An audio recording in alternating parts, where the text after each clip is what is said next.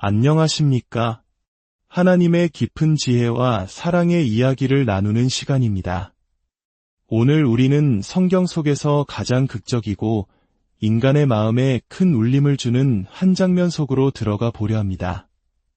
심판과 용서, 죄와 은혜가 교차하는 그 순간 한 여인이 예수님과 마주섰던 바로 그 이야기입니다. 본격적인 이야기에 앞서 잠시 여러분께 부탁의 말씀을 드립니다. 만약 오늘 이 이야기가 여러분의 마음에 작은 위로와 감동을 준다면 좋아요와 공유를 통해 이 은혜의 메시지를 주변 분들과 함께 나눠주시길 바랍니다. 여러분의 구독은 저희가 이 귀한 사역을 계속 이어나갈 수 있는 가장 큰 힘이 됩니다.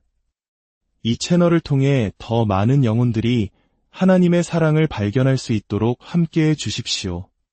여러분의 삶에 늘 주님의 평안이 가득하기를 기도합니다. 자, 이제 이야기의 문을 열겠습니다. 우리가 오늘 살펴볼 이야기는 요한복음 8장에 기록된 것으로 알려져 있습니다. 사실 신학자들 사이에서는 이 이야기가 원래 요한복음의 일부였는지 아니면 다른 곳에 있던 것이 후대에 삽입되었는지에 대한 학문적 논의가 있기도 합니다. 마치 우리 역사 기록물 중에서도 그 출처나 편찬 시기에 대해 학자들의 견해가 갈리는 것과 비슷하다고 할 수 있겠습니다. 하지만 중요한 것은 이 이야기가 초대 교회 시절부터 전해져 내려온 매우 중요한 사건이며 예수님의 가르침의 핵심을 담고 있다는 사실에는 모두가 동의한다는 점입니다. 그 기록의 위치가 어디이든 이 이야기가 품고 있는 진리의 빛은 조금도 바래지 않습니다. 때는 이른 아침, 장소는 예루살렘 성전이었습니다. 예수님께서는 여느 때처럼 모여든 사람들을 가르치고 계셨습니다. 평온했던 그 시간에 갑자기 소란이 일어납니다.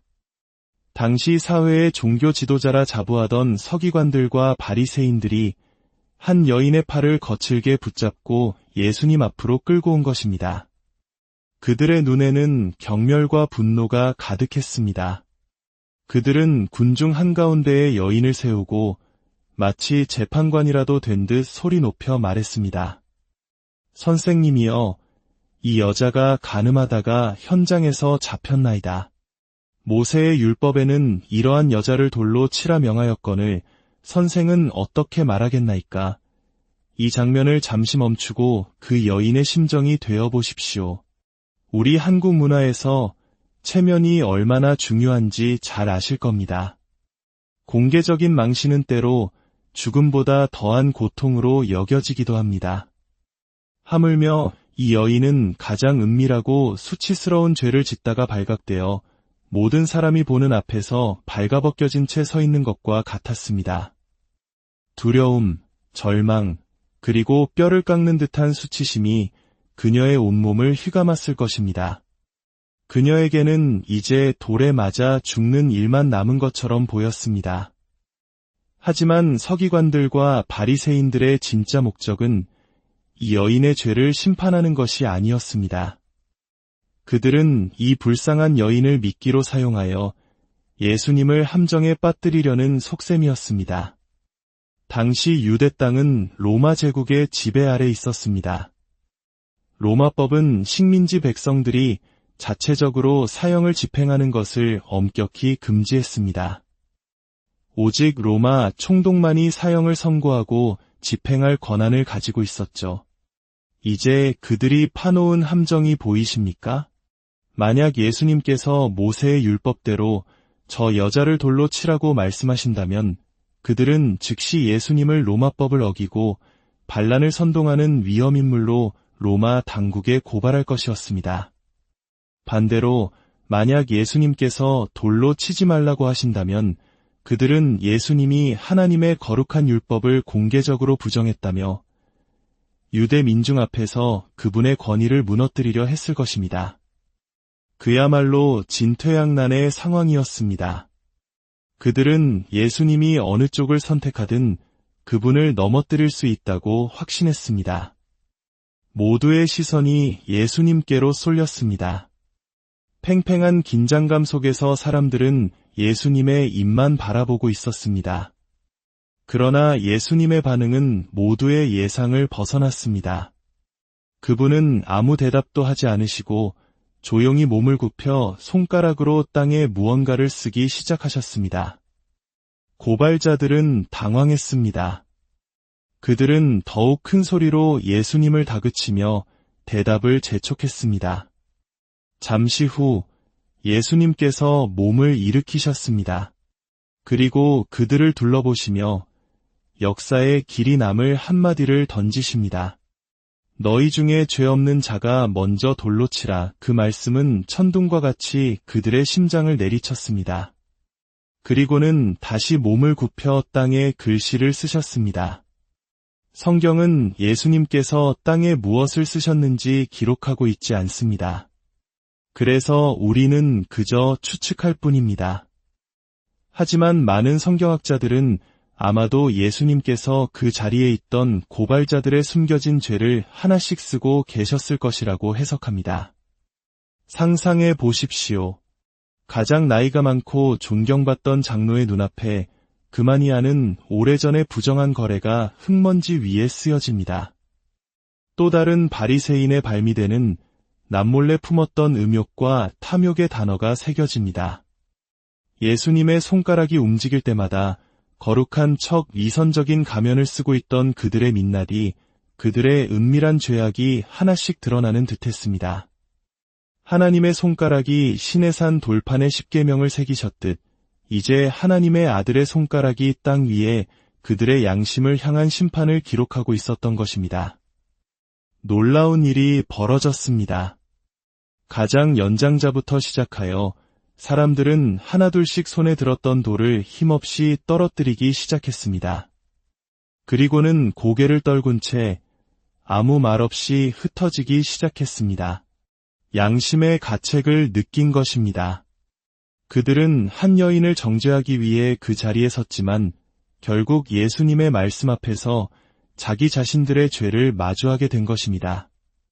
잠시 후 그 소란했던 자리에는 예수님과 두려움에 떨고 있는 여인 단 2사람만이 남게 되었습니다. 예수님께서 다시 몸을 일으켜 여인에게 물으셨습니다. 여자여, 너를 고발하던 그들이 어디 있느냐? 너를 정죄한 자가 없느냐? 여인은 떨리는 목소리로 대답했습니다. 주여, 없나이다. 바로 그 순간 우리는 이 이야기의 가장 중요한 지점에 도달합니다. 생각해 보십시오. 예수님께서는 죄 없는 자가 먼저 돌로 치라고 말씀하셨습니다. 그 자리에 있던 모든 사람이 죄인이었기에 돌을 던질 자격이 없었습니다. 하지만 단 한 분, 그럴 자격이 있는 분이 계셨습니다. 바로 죄가 전혀 없으신 예수님 자신이었습니다. 그분은 모세의 율법에 따라 그리고 자신의 말씀에 따라 그 여인에게 돌을 던져 심판하실 수 있는 유일한 분이셨습니다. 만약 예수님께서 돌을 드셨다면 그것은 완벽하게 정의로운 심판이었을 것입니다. 그러나 예수님은 돌을 들지 않으셨습니다. 대신 그분은 세상에서 가장 따뜻하고 위대한 은혜의 말씀을 선포하셨습니다. 나도 너를 정죄하지 아니하노니 가서 다시는 죄를 범하지 말라. 이것이 바로 복음의 핵심입니다. 예수님은 여인의 죄를 가볍게 여기신 것이 아닙니다. 다시는 죄를 범하지 말라는 말씀은 그녀의 행동이 분명한 죄였음을 인정하시는 것입니다. 하지만 주님은 심판보다 용서를, 정죄보다 자비를 먼저 베푸셨습니다. 그녀가 다시는 죄를 짓지 않겠다고 약속했기 때문에 용서하신 것이 아닙니다. 아무런 조건 없이 그저 긍휼과 사랑으로 그녀를 용서하시고 새로운 삶을 살 수 있는 기회를 주신 것입니다. 사랑하는 여러분, 이 가늠한 여인의 이야기는 단지 2000년 전의 한 사건이 아닙니다.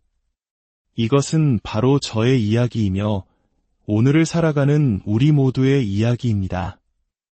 우리 역시 세상의 기준과 율법 앞에서 정죄받아 마땅한 죄인들입니다.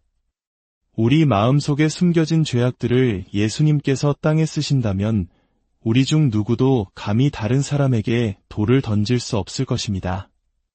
우리가 감히 하나님 앞에 설 수 있는 유일한 이유는 우리를 향한 심판의 돌을 던지는 대신 우리를 위해 십자가를 지신 예수 그리스도의 자비와 은혜 때문입니다.